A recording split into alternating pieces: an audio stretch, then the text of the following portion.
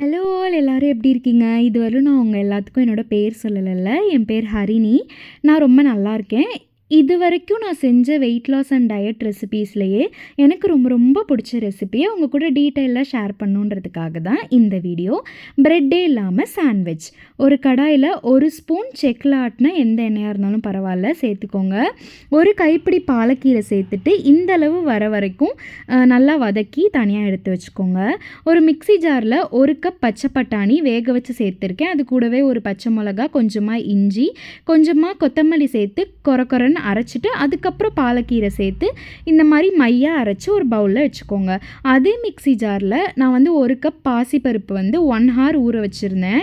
அதையும் வந்து நல்லா வாஷ் பண்ணி உள்ளே சேர்த்து அரைச்சி நம்ம வச்சுருக்க பாலக்கீரை மிக்சர் இருக்கு இல்லையா, அது கூடவே கலந்து கையால் கொஞ்சம் நல்லா மிக்ஸ் பண்ணிக்கோங்க. இப்போ பைண்டிங்காக ஓட்ஸ் வந்து நான் ட்ரை ரோஸ்ட் பண்ணி பவுடர் பண்ணி வச்சுருக்கேன். அந்த பவுடர் ஒரு 2 ஸ்பூன் சேர்த்துருக்கேன்.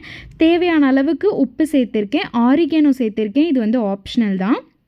அது கூடவே கொஞ்சமாக பெருங்காயத்தூள் வந்து சேர்த்துருக்கேன். அப்புறம் நான் எப்பொழுது போடுற கருவேப்பிலை பொடி வந்து சேர்த்துருக்கேன்.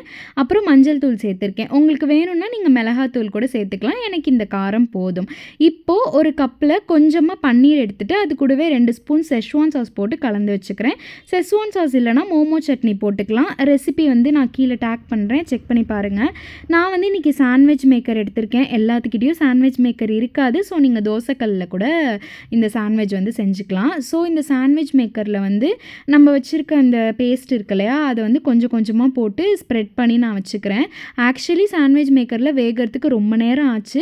நீங்கள் தோசைக்கல்லில் கூட போட்டுக்கலாம். ஒருவேளை உங்களுக்கு இதை சாண்ட்விச்சாக செய்ய பிடிக்கல அப்படின்னா இன்னும் கொஞ்சம் மையாக தண்ணி ஊற்றி அரைச்சி தோசை மாதிரி கூட நீங்கள் போட்டு அதுக்கு நடுவில் வந்துட்டு பெசரட்டு மாதிரி நீங்கள் பன்னீரை வந்து ஃபில் பண்ணிக்கலாம்.